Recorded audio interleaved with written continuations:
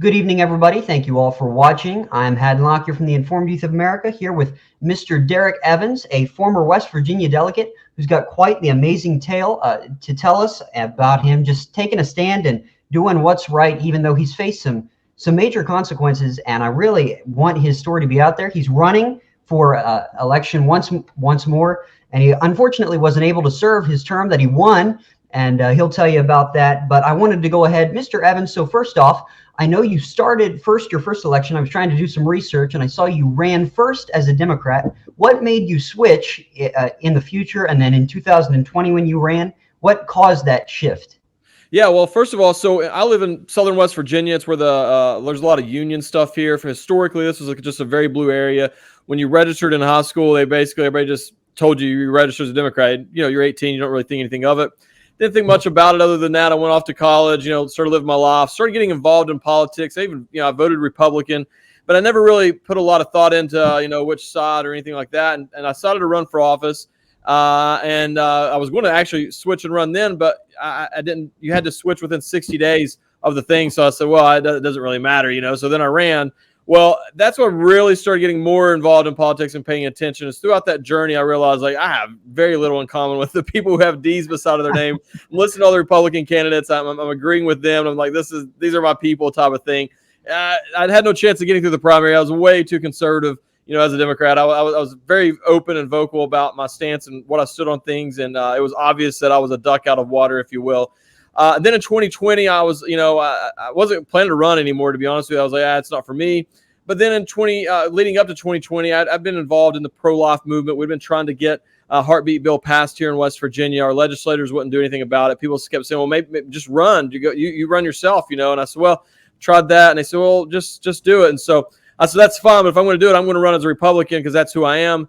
And a lot of people thought I was crazy at the time because no Republican had been elected in our district since in our lifetime, and everybody thought I was crazy. I said, I don't care. I'd rather actually go. Now that I know more about it, I'd rather run and stand for what I believe in and lose than I would to compromise my values. So ran as a Republican and ended up being the first Republican to win my district in over 98 years. I won in a landslide victory.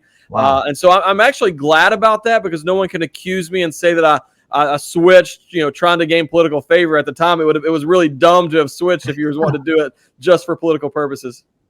Absolutely. And yeah, I was looking at the numbers. That was seriously a landslide, not an exaggeration. I mean, it was not even close. You won that election 100%. That was really quite the amazing victory. So congratulations. But I know the celebration did not last very long, unfortunately. So if you could briefly just tell what happened. I know you went to the Capitol on January 6th. Share your story and just how that affected you and what happened for you just standing up for what you believed in peacefully.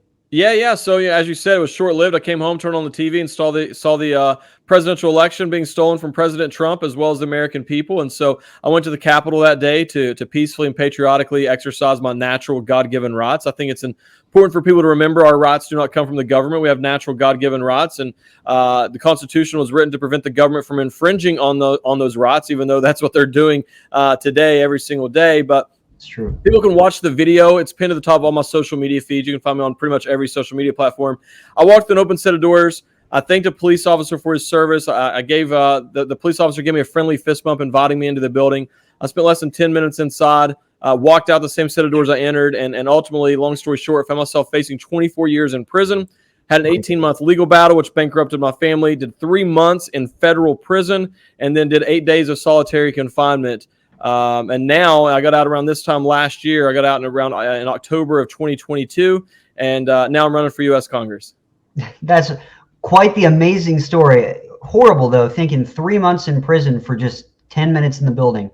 And it's not, you didn't force your way in or anything. They were just standing there and the doors were open. Anybody can go watch the footage. And I know the media loves to show the few little clips where there's, some violence happening in certain parts, but they leave out all the footage of people just walking in with the doors right open. They don't want to talk about that. I saw today that the Speaker of the House, Mike Johnson, is releasing a lot of the January 6th tapes. Do you have anything to say about that? I'm sure that's probably exciting for you because there could be a lot of vindication for people like you who have gone through things like you because these tapes are being released. Yeah, absolutely. First of all, thank you to Mike Johnson. Thank you to Matt Gaetz and the other Freedom Caucus members who had the courage to replace Kevin McCarthy. Haddon, you're so lucky, man. This all happened at the perfect time. You get my first interview with that. I've got all kinds of media people reaching out. Our phones are blowing up over here, which is a good thing. Just yesterday, we put out a tweet and tagged Speaker Johnson and asked the American people to show support by openly saying that they want the J6 tapes released. In less than 24 hours, the American people responded in a huge way. There was well over 50,000 notifications that was probably received to Mike Johnson within 24 hours time, asking him to release the tapes. And then today they're released. And we're just so thankful for it. The next step is releasing the hostages, the political prisoners who are being held against their will right now. That's the next step. Absolutely. And now that you mentioned it, I remember I was scrolling through Twitter yesterday and your account popped up and I saw that tweet. And then today this news broke. Really amazing. It sounds like you had a big push in what happened today, because I saw that tweet was blowing up. It was blowing up, and that's not me. It's the American people. It's God. It's absolutely amazing. And it might have been coincidence. Who knows? But I'll take the win for the American people. Absolutely. Praise the Lord for that. All right. So what's your take on 2024? Before we finish up, I know you're pretty close to President Trump and his group. You've been able to speak and talk with them some.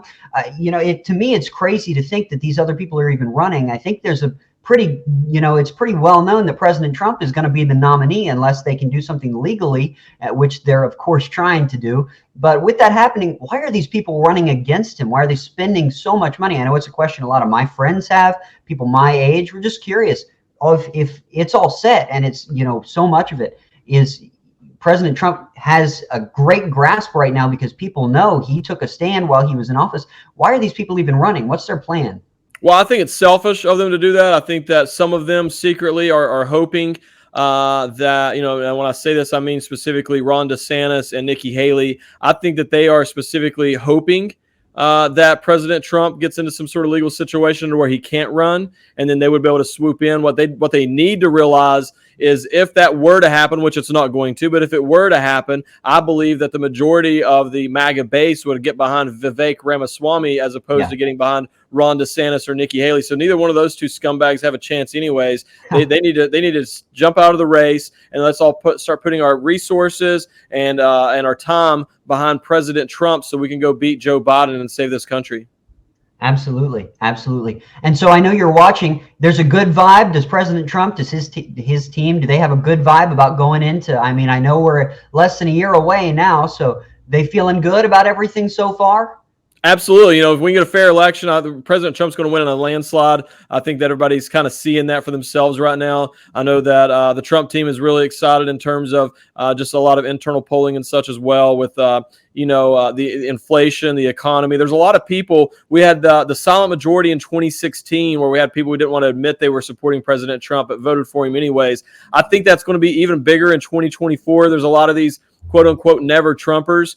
They might not admit it publicly, but they know that their life was better under President Trump. Gas was cheaper. They could afford milk, bread, and eggs. The interest rates were down. People had jobs. The economy was good. A lot of those people are going to go in. They're going to hold their nose and they're going to push the button for President Trump because at the end of the day, they're going to vote with their wallet.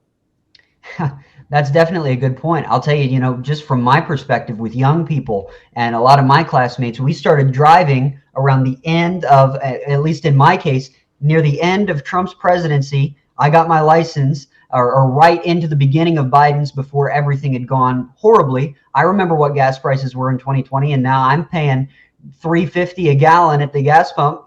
For a fact that's going to hit a lot of new drivers, a lot of my generation. And I know that's something the Republican committee and a lot of others are trying to do is reach young people, because I know that's such an important thing. And I'm looking forward to it, looking forward to seeing what's happening. My last question for you is back to your race in West Virginia. If you get elected, which it sounds like you've got great odds too, considering you had such a landslide victory last time, provided you get elected and you're back, what are your main goals? What exactly do you want to do when you get to Washington, both for your state and just for the country as a whole? Well, first we'll talk about the cookie cutter issues that everybody's aware of. We got to secure our southern border. We got to unleash American energy, which will in turn help with the inflation and restore our economy. But some of the major issues is we've got to get rid of the tyranny that's taking place right now in D.C. We've got to end this weaponization of government. We got to hold the people accountable that have been doing that. I want to get rid of I know it's never going to pass, but I'm still going to push for it. I would like to see us get rid of the not just defund, but actually abolish the three-letter agencies. They're unconstitutional. We have unelected bureaucrats who's running our country behind the scenes. We need to return the power back to you and me and local communities, and back to you and me and we the people. So those are some of the major issues that election integrity. I'm endorsed by Mike Lindell and General Flynn, Veterans for Trump. So we got a lot of work to do in this country, but I think that the American people are up for the task. Well, Mr. Evans, thank you so much. Thank you for such a bold stance and going out and putting yourself out there and taking a stand, even though you've been through so much and faced so many legal attacks and prison sentences. It's crazy, and it's an inspiration to me and to my generation to see that we can take a stand no matter what happens. And I appreciate you for it. So thank you so much, sir. Well, Haddon, you're an inspiration to me, man. I love seeing young guys like you who are willing to go against the grain. I know it's not easy in your generation, especially to stand up and speak for truth. And I appreciate that, and I appreciate what you're doing with this show and everything, man. We'll have to come back again sometime, and looking forward to getting to know you a little better. Hey, well, thank you so much, and I greatly appreciate it. You have a great evening. You too. God bless you guys. You too.